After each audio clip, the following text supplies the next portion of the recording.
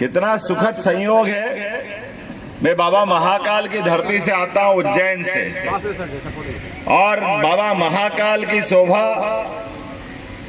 शोभा कैसे है? बाबा महाकाल की शोभा उनके शीश पर गंगा के धारण करने से, वो हमारे लिए देख भी रहे हैं।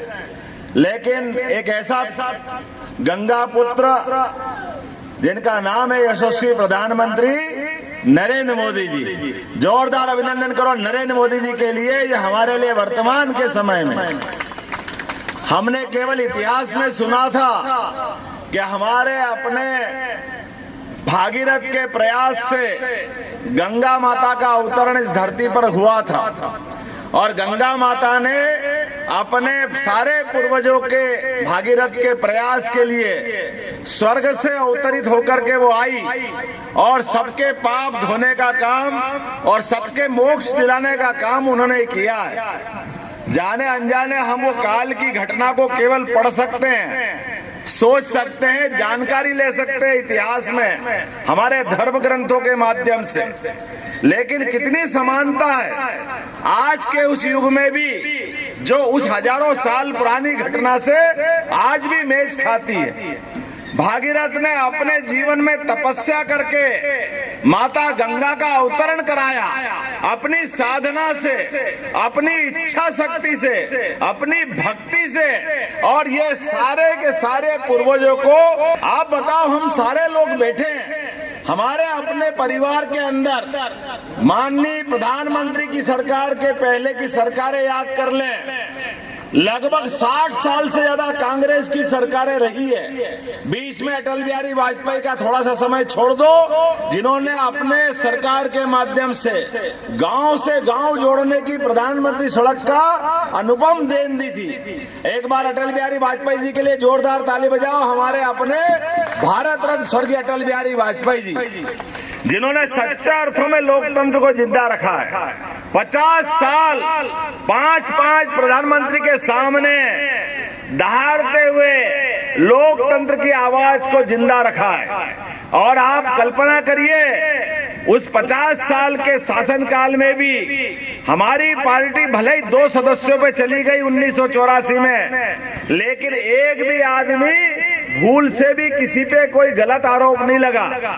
उसके उल्टे आज के इस कार्यकाल के अंदर जो हमने अपनी पार्टी की स्थापना के समय से कहा था, जो प्रधानमंत्री आज धूमधाम से बोलते हैं, ना खाऊंगा और ना खाने, जोर से बोलिए, ना खाऊंगा ना खाने दूंगा। ये राजमहल के इस पुण्य धरा पर मध्य प्रदेश शासन के मुख्यमंत्री और देश के अंदर दलितों पिछड़ों की आवाज, प्रखर राष्ट्रवादी नेता आदरणीय डॉक्टर मोहन सिंह यादव जी का इस पुण्य धरा पर मैं अभिनंदन करता हूं, उनका स्वागत करता हूं। और साथ ही झारखंड विधानसभा में इस निकम्मी सरकार के खिलाफ, भ्रष्ट सरकार के खिलाफ लगातार आवाज बुलंद करने वाले भारतीय जनता पार्टी के नेता, प्रदेश के दलितों के नेता और नेता प्रतिपक्ष आदरणीय श्री अमर बावरी जी का हम अभिनंदन करते हैं, उनका स्वागत करते हैं।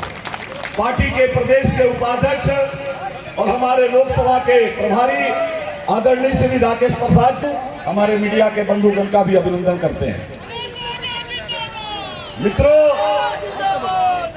माननीय मुख्यमंत्री जी को मैं वर्षों से जानता हूं, और जिस लड़ाई को यहाँ के लोग आज संघर्ष कर रहे हैं, कल ही दुमका में देश के यशस्वी प्रधानमंत्री नरेंद्र भाई मोदी जी ने इस लोगों की जो भावनाएं हैं कि कैसे बांग्लादेशी घुसपैठिए आकर के हमारी संस्कृति को नष्ट कर रहे हैं, हमारी धार्मिक मान्यताओं को नष्ट कर रहे हैं, कल माननीय प्रधानमंत्री जी ने दुमका में उद्बोधन दिया है। और आदरणीय मुख्यमंत्री जी डॉक्टर मोहन यादव जी 90 के दशक में उस आंदोलन के प्रखर नेता थे, अगुवा थे। और आज सौभाग्य है कि मुख्यमंत्री के रूप में हम सबके बीच में हमारे लोकप्रिय प्रत्याशी आदरणीय श्री काला मरांडी जी के लिए आप सबसे आशीर्वाद मांगने के लिए आए हैं। बोलो भाइयों, देश में नरेंद्र भाई मोदी जी का शासन है। ये राजमहल की जनता नरेंद्र मोदी जी की आवाज, उनके किए हुए काम, इस हर काम को जानते हैं आप। चाहे 4 लेन के सड़कों का निर्माण हो, चाहे जनधन योजना का काम हो, अनेक योजनाएं, मैं उन योजना गंगा पुल का निर्माण की बात हो, अनेक योजनाएं आज आपके सामने है।